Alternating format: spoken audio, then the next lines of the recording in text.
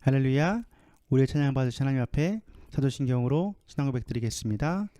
전능하사 천지를 만드신 하나님 아버지를 내가 믿사오며 그 외아들 우리 주 예수 그리스도를 믿사오니 이는 성령으로 잉태하사 동정녀 마리아에게 나시고 본디오 빌라도에게 고난을 받으사 십자가에 못 박혀 죽으시고 장사한 지 사흘 만에 죽은 자 가운데서 다시 살아나시며 하늘에 오르사 전능하신 하나님 우편에 앉아 계시다가 저리로서 산자와 죽은 자를 심판하러 오시리라. 성령을 믿사오며 거룩한 공예와 성도가 서로 교통하는 것과 죄를 사하여 주시는 것과 몸이 다시 사는 것과 영원히 사는 것을 믿사옵나이다. 아멘. 할렐루야. 오늘 우리의 삶이 날마다 예수로 충만한 삶 될 줄 믿습니다. 그 주님과 함께 기쁨으로 주님을 찬양하기 원합니다. 아멘.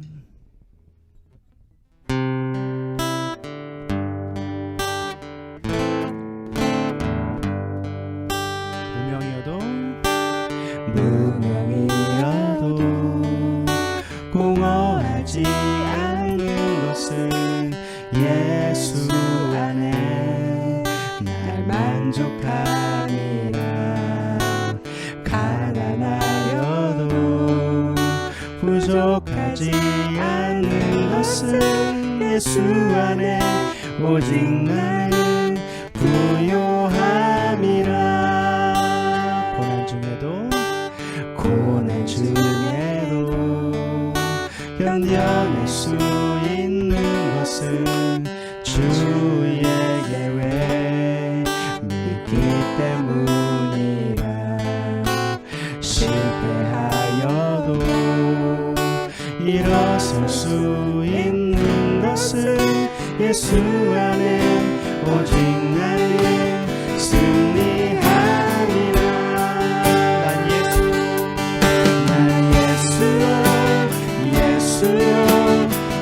예수로 충만하네. 난 예수로 충만하네. 난 예수로 충만하네. 영원한 왕 내 안에 살아계시네. 내 몸이 약해도 낙심하지 않는 것은 예수 안에 나는 완전함이라. 화려한 세상 부럽지 않는 것은 난 예수로 충만함이라.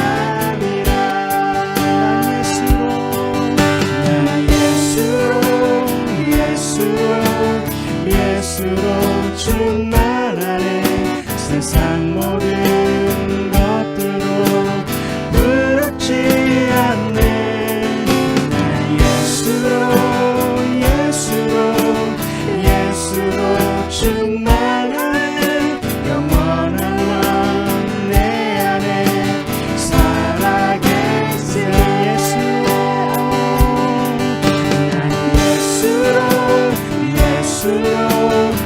예수로 충만하네. 세상 모든 풍파도 두렵지 않네.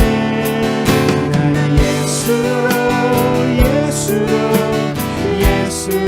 충만하네. 영원한 왕 내 안에 살아계시네.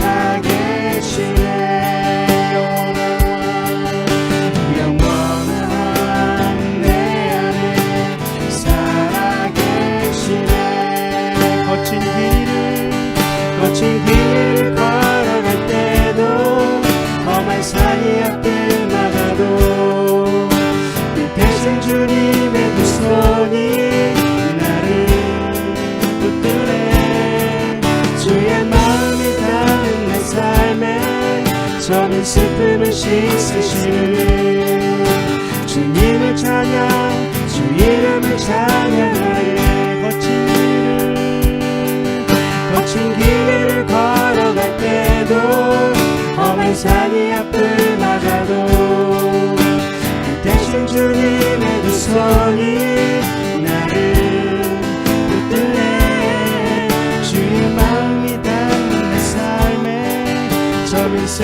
씻으시는 주님을 찬양, 주 이름을 찬양하네. 한 번 더 거친 길을 걸어갈 때도 험한 산이 앞을 막아도 이 대신 주님의 두 손이 나를 붙들네. 주의 마음이 닿는 내 삶에 저는 슬픔을 씻으시는 주님을 찬양, 주 이름을 찬양하네. 주님을 찬양, 주 이름을 찬양하네.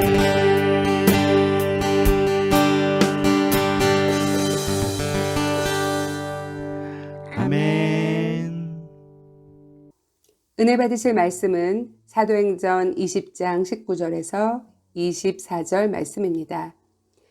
곧 모든 겸손과 눈물이며 유대인의 간계로 말미암아 당한 시험을 참고 주를 섬긴 것과 유익한 것은 무엇이든지 공중 앞에서나 각 집에서나 거리낌이 없이 여러분에게 전하여 가르치고 유대인과 헬라인들에게 하나님께 대한 회개와 우리 주 예수 그리스도께 대한 믿음을 증언한 것이라.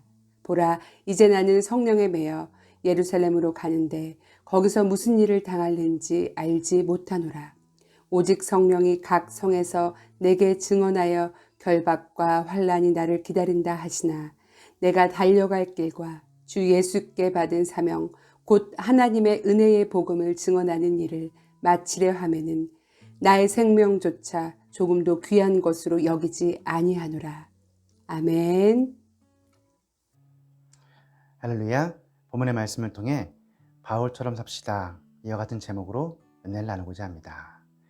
여러분은 무엇인가의 목적을 이루기 위해 한 가지 일에 집중해 본 경험이 있으신가요? 허먼 멜빌의 소설 모비딕은 선장 에이헤브가 흰 고래인 모비딕으로 인해 한쪽 다리를 잃고 복수의 칼을 가는 내용입니다. 그의 삶은 온통 흰 고래 모비딕을 잡는 것에만 집중되어 있습니다. 오랜 항해 끝에 모비딕을 만난 에이헤브는 생명을 건 사투를 벌입니다. 이 싸움으로 많은 선원들이 죽었지만 에이헤브의 광기는 사라지지 않았습니다. 함께 동행한 1등 항해사 스타벅은 선장 에이헤브의 무모함을 보고 포기하라고 권유하지만 선장은 그의 말을 듣지 않습니다. 그리고 마지막 남은 보트를 타고 모비딕에게 작살을 명중시킵니다. 그러나 그 역시 작살줄에 목이 감겨 모비딕과 함께 바닷속으로 사라지고 맙니다. 선장 에이헤브는 왜 이렇게 모비딕에 집착했을까요? 그것은 모비딕으로 인해 한쪽 다리를 잃은 후 복수심으로 미쳐 있었기 때문입니다. 이처럼 사람들은 자신을 미치게 만드는 일에 집착을 합니다. 어떤 사람들은 술에 집착합니다. 또 어떤 사람들은 세상 문화와 쾌락에 집착합니다. 그러나 성도는 절대로 세상 헛된 영화에 집착하면 안 됩니다. 그러면 이 땅을 살아가는 성도는 무엇에 집착해야 할까요? 따라하겠습니다. 예수에 집착해야 합니다. 복음에 집착해야 합니다. 진리의 말씀에 집착해야 합니다. 오늘 본문의 주인공 바울은 다메섹 길 위에 예수님을 만난 후 그의 인생이 완전히 바뀌었습니다. 예수 믿는 사람들을 박해하던 그가 이제는 예수를 전하는 복음의 증인이 되었습니다.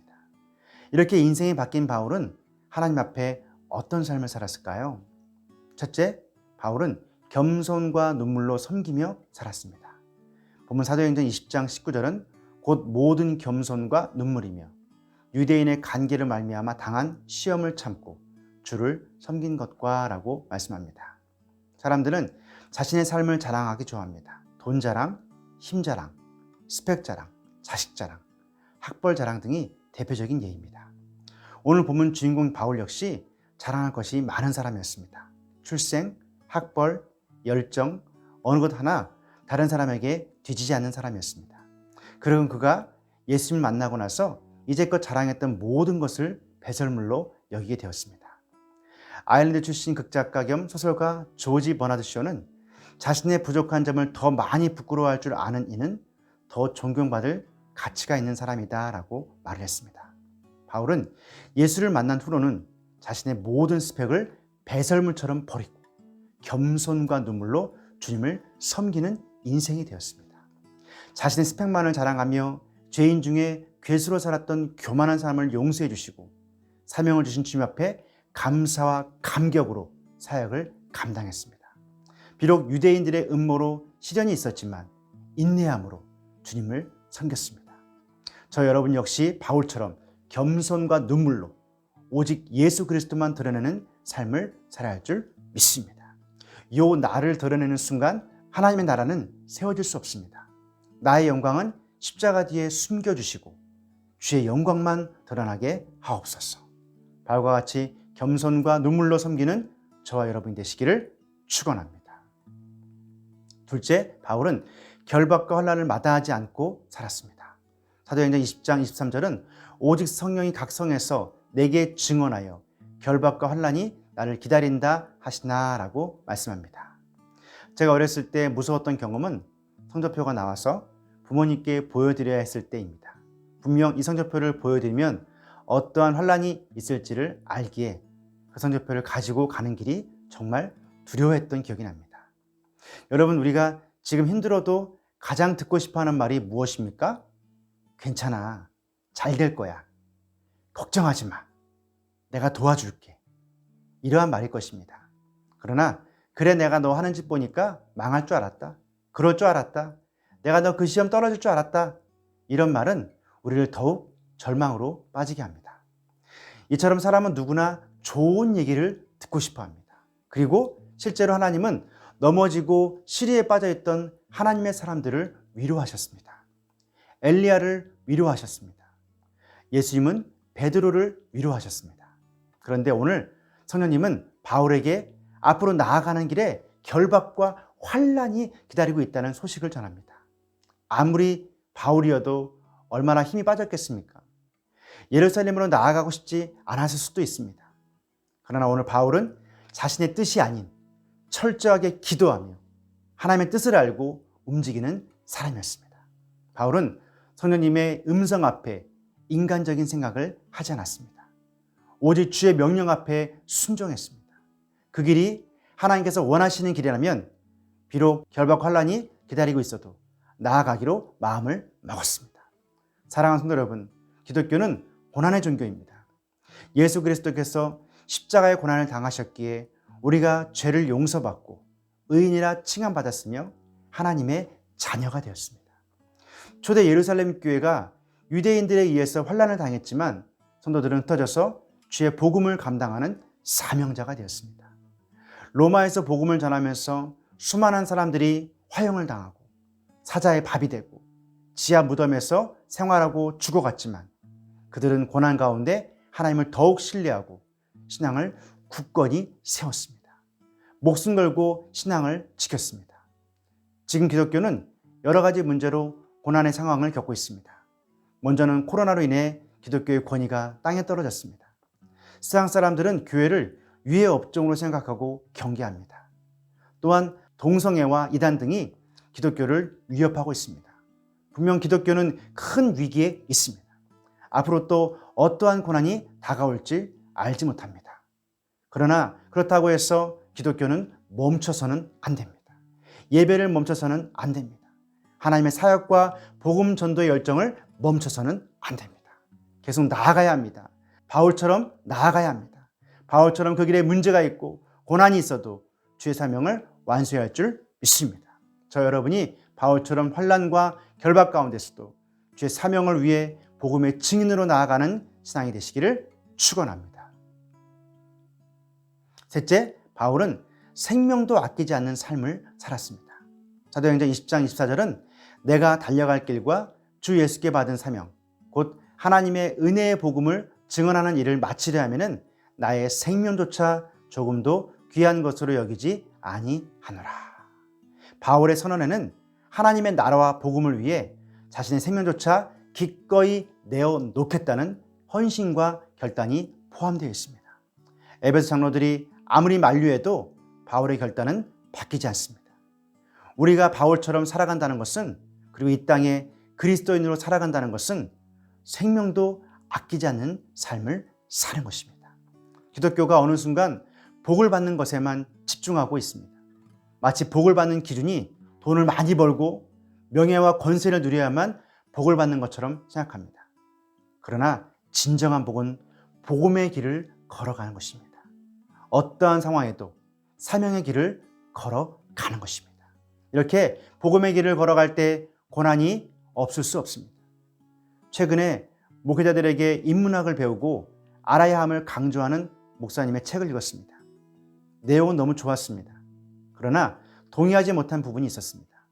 목사님은 2007년 분당 샘물교회 아프가니스탄 선교를 무모하리만큼 신앙심만 내세운 기독교인들의 행동이 문제가 있었다라고 얘기했습니다.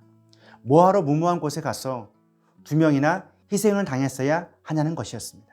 물론 안 갔다면 그러한 일은 벌어지지 않았을 것입니다. 교회가 지탄을 받을 일도 없었을 것입니다. 그런데 제가 든 의문은 과연 기독교를 환영하는 곳만 가면 하나님이 기뻐하실까?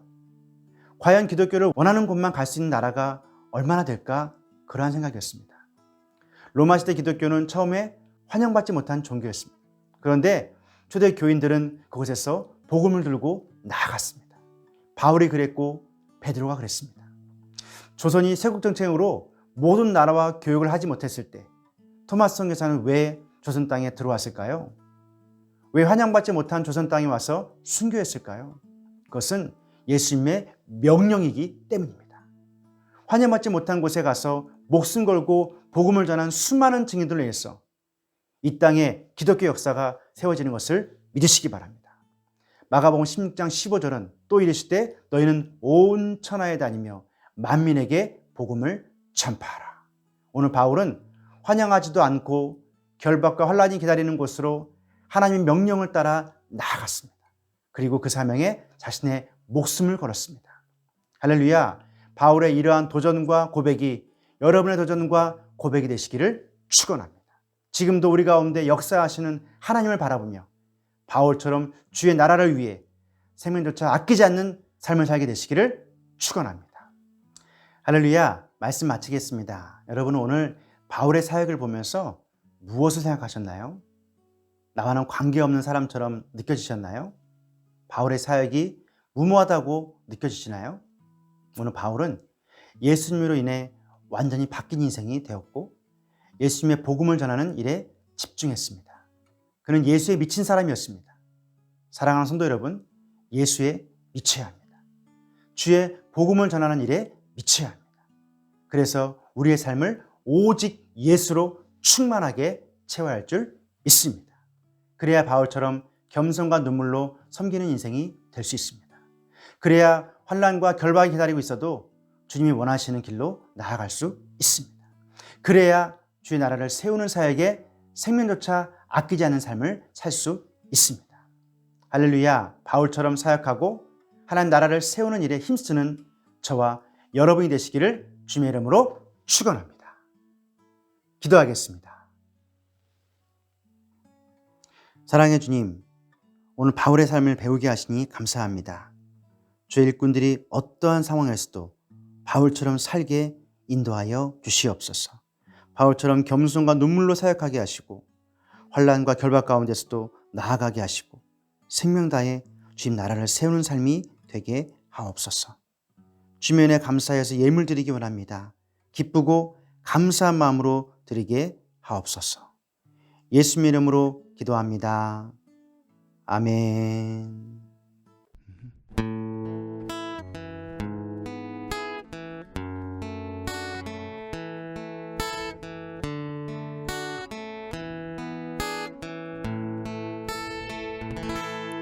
날이 저물어 갈 때 빈들에서 걸을 때 그때가 하나님의 때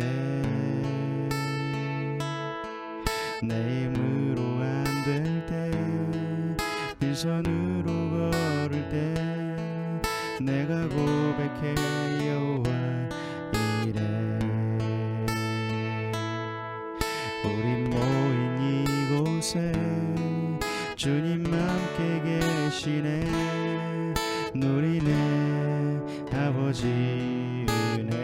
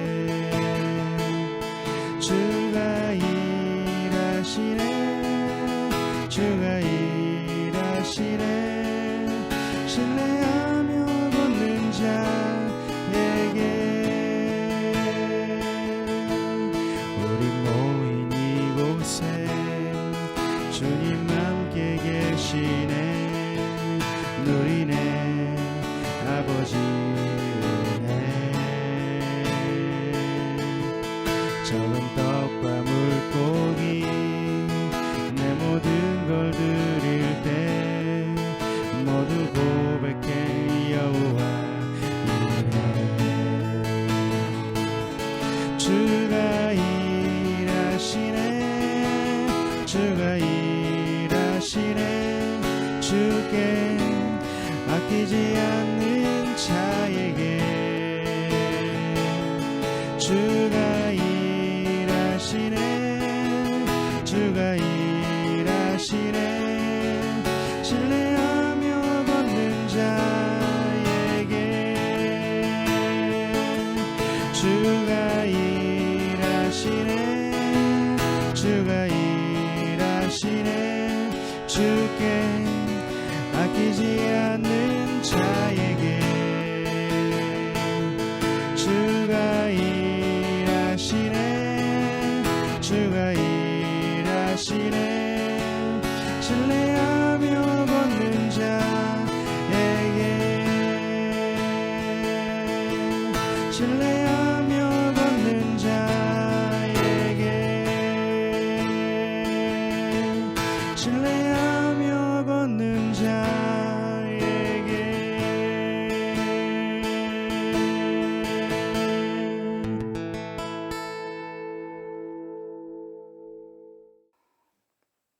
사랑해 주님 감사합니다.